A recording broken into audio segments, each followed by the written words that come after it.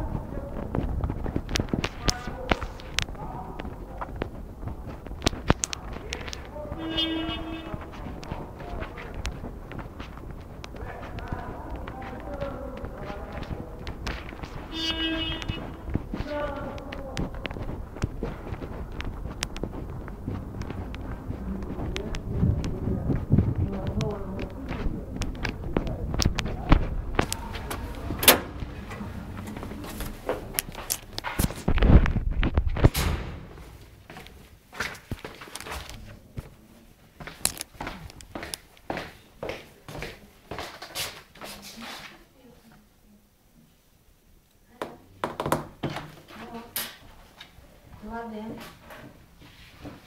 Jā, lūdzu, mēs esam aģentūra. Jā, jūs interesē dzīvokli. Es atvedos. Sveicināt drīkst?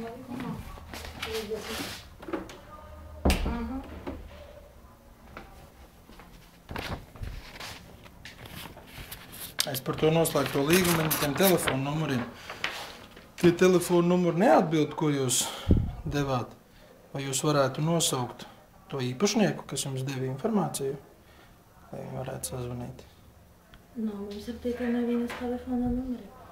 Ja jūs pieņemat informāciju, jums jābūt pilnīgai informācijai. Jo viņš telefonu neceļ, tagad tas telefons ir izslēgts. Labi, tad mēs par to noskaidrosim, jūs varat pēc 5 pazvanīt. Nē, jūs noskaidrojiet to tagad. Tagad es nevaru to. Kāpēc jūs nevarat tagad noskaidrot? Tāpēc, ka to noskaidros dispečers. Un kāds dispečers? Jūs esat dispečers? Nē, es neesmu dispečers.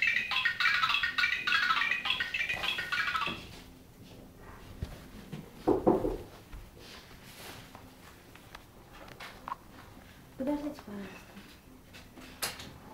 Tā kā, vai jūs dodiet normālus kontaktus, vai arī jūs atgriežat naudu? Ja jūs naudu neatgriežat, tad mēs, ja jūs tik slikti reaģējat, mēs tad ejam citus ceļus. Līguma uzrakstīts, ka nauda neatgriežat. Es saprotu, bet informācija jums jābūt ir. Значит, par to mēs to noskaidrosim. Jūs varat pēc 5 pazvanīt, un pēc 5 mums būs arī jauni dzīvokļi. Man interesē principā jebkuru dzīvokli, kuru jūs piedāvājat, sazvaniet un reāli parādiet, kad ir kaut viens dzīvoklis no tiem, ko jūs piedāvājat. Pēc 5 būs jauna informācija. Nē, jūs saprotat, ko es jums saku? Jā, jūs saprotat, es jums... Nē, jūs iedodat vienkārši fiktīvu lietu, jūs paņemat naudu un jūs nekādas atbildību nenesat. Nekādas fiktīvas nav. Līguma uzrakstīts, ka nekādam atbildību mēs nenesam. Kāda atbildība, bet jums jābūt ir garantija. Jūs garantējāt, ka tas dzīvoklis ir, tad, kad pa telefonu runājāt. Jūs teicāt, ka tas dzīvoklis ir. Telefons neatbild. Jā, tāpēc kāds saimnieks mums tā pateicam. Jā, bet tas telefons ir izslēgts. Noskaidrosim par to. Ko jūs noskaidrosim? Nezinu. Ko jūs nezināt? Nezinu, ko noskaidrosim. Es neesmu zilniece. Nē, es saprotu, ka jūs neesat dzīvniece. Vienkārši man vajag reālu telefonu kaut vai citam dzīvoklim, kur jūs varat pazvanīt no sava telefona. Es nevaru nekur pazvanīt, es jums došu pēc 5 jauni dzīvokli. Vakar bija pēc 4, šodien pēc 5. Nē, pēc 5 jums līgumā uzrakstīts. Jā, pēc 5. Nekad nebija pēc 4. Kāda starpība? Vienkārši... Kā mums 5 nāk jauna informācija. Labi, iedodiet informāciju, kas nav pietiekami jauna, bet kur ir reāli kāds pieejams dzīvoklis, kur saimnieks, kur var parunāt. Nu, pēc 5 būs, es jums teicu. Jūs vakar piedāvājāt vēl Lāčplēša ielā vienu dzīvokli. Nu, es nezinu, atstāts viņš vai ne. Rakstiet tā telefons. Nē, jūs vienkārši piezvaniet. Nē, es nekur nezvanīšu. Nu, pagaidiet, jūs piedāvājat pakalpojumus un sūtat visu šķērsā. Es neesmu jūsu sekretāre un es nekur nezvanīšu. Nē, jūs par to ņemat naudu? Nē, es ņemu naudu par to, ka es došu jums telefona numurus. Nu, es arī varu ņemt naudu un dot telefona numurus, bet ja telefona numuri neatbild, tad mēs to noskaidrosim. Bet jums ir juridiska atbildība, un jums to ir jānoskaidro, ir uzreiz. Jā, mēs to noskaidrosim, un jūs par to... Bet jums to jānoskaidroja tagad, jūs piezvaniet uz šo. Tagad nē, pēc 5. Nu, kādiem 5? Jums ir darba laiks, jūs strādājat. Nu, un tāpēc mēs to noskaidrosim, bet pēc 5 jūs varat pazvanīt, un mēs teiksim jums rezultātu.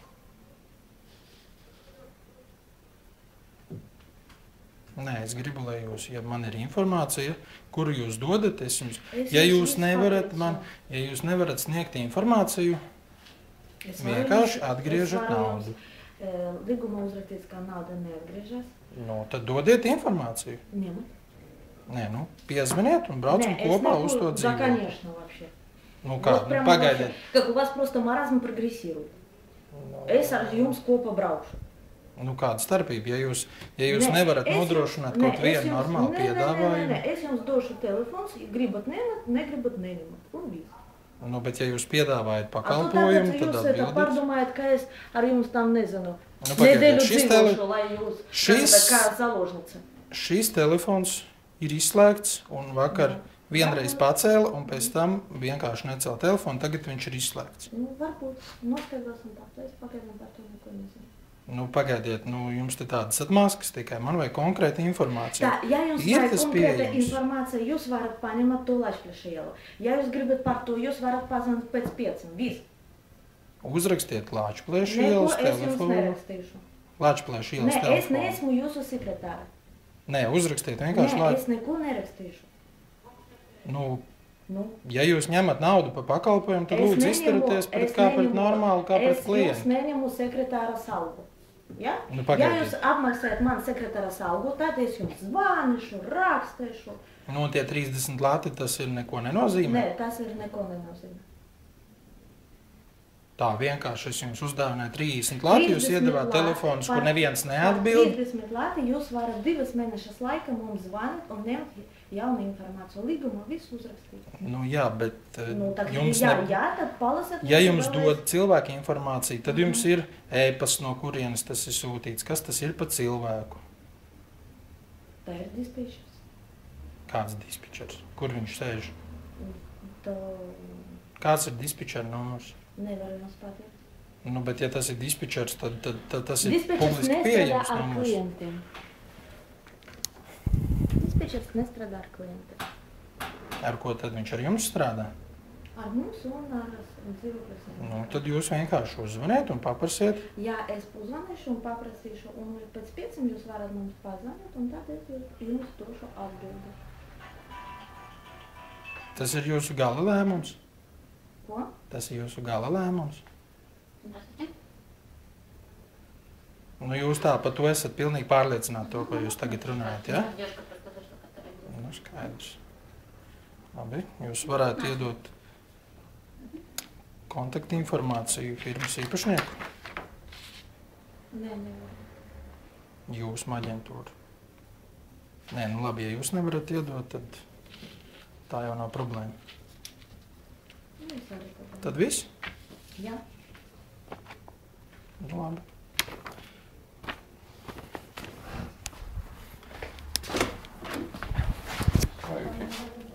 Kārtējies no televīzijas uzmešanas, jā?